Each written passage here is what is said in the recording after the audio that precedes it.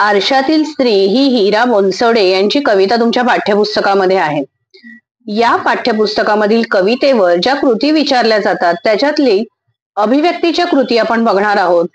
की आरशातील स्त्रीने आरशाबाहेरील स्त्रीशी केलेला संवाद हा स्वतःशी केलेला सार्थ संवाद आहे हे विधान स्पष्ट करा.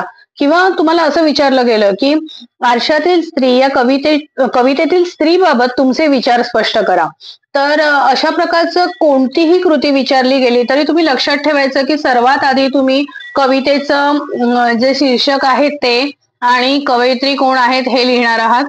त्यानंतर तुम्ही कवितेचा थोडक्यात आशय लिहिणार आहात. या कवितेचा आशय काय आहे तर आरशाच्या समोर एक स्त्री उभी राहिलेली आहे आणि तिचं जे प्रतिबिंब समोर दिसतंय तर ते प्रतिबिंब तिला तिच्या जुन्या दिवसांची आठवण करून देते आणि नवीन विचार देते, तिच्या मनामध्ये नवीन प्रेरणा देते. ही स्त्री आधी कशी होती तर ही स्त्री लहान असताना अगदी चैतन्यमय बालिका होती आणि नवयौवना होती, सर्वत्र बहर लावणारी, अंगणात दिवे लावणारी अशी नवयौवना होती. स्वप्नांचे पंख लावून आभाळ झुल्यावर झुलणारी ध्येयगंधा होती. म्हणजे तिच्या मनामध्ये खूप मोठी मोठी स्वप्न होती, आपल्या भविष्याबद्दल खूप ध्येय होती. आणि आज मात्र ती नखशिकांत बदलली आहे. तर म्हणजे तिच्यात खूप बदल झालेला आहे. आणि ती काय झाली आहे तर ती स्थितप्रज्ञा राणी असा शब्द इथे कवयित्रीने वापरलेला आहे. स्थितप्रज्ञ ह्याचा अर्थ ज्याच्यावर कशाचाच परिणाम होत नाही अशी. तर अशी ती झालेली आहे. ती राणी आहे, पण ती राणी पण आहे का तिच्यामध्ये? त्या राणीपणाचा तिला आनंद आहे का तर अजिबात नाही, कारण ती हिरमुसलेली आहे. जसा एखादा मुलगा तरुण होत असताना त्याच्या भविष्याविषयीची स्वप्न पाहतो तशीच एखादी मुलगी सुद्धा तिच्या व्यवसायाविषयी, तिच्या करिअरविषयी स्वप्न पाहत असते.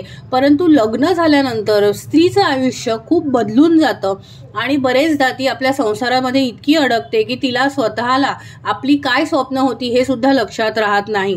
या कवितेमध्ये अशा प्रकारची सगळी आंदोलनं येतात आणि स्त्रियांचं मन, स्त्रियांचं अंतर्बाह्य बदललेलं रूप हे आपल्याला या कवितेच्या माध्यमातून लक्षात येतं. हे तुम्ही सगळं लिहायचं आहे. ह्याच्यामध्ये यात त्यांनी म्हटलेलं आहे की आरशातील स्त्रीने आरशाबाहेरील स्त्रीशी केलेला संवाद हा स्वतःशी केलेला सार्थ संवाद आहे. तर ही जी आरशातलं जे प्रतिबिंब आहे ते तिचंच रूप आहे, तिचंच मन आहे आणि ह्या मनाशीच ती बोलते आहे, मनालाच प्रेरणा देत आहे. म्हणजे शेवटी काहीही झालं तरी आपलं आपल्यालाच जगायचं असतं, आपलं आपल्यालाच भविष्य घडवायचं असतं आणि हे घडवणं आपल्याच हातात आहे हे सुद्धा या कवितेच्या मार्फत आपल्याला सांगण्याचा प्रयत्न केलेला आहे.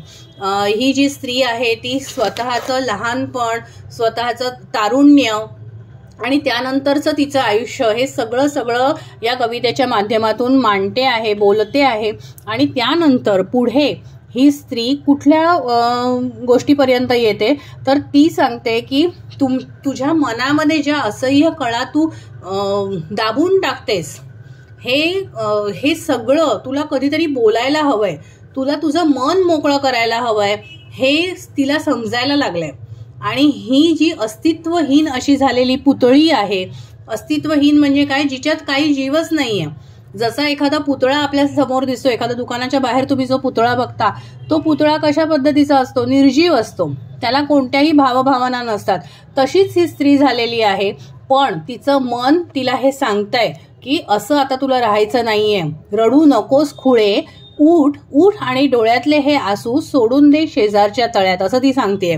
म्हणजे या अंतर्मनाने, तिच्या आतल्या मनाने तिला एक प्रेरणा दिलेली आहे.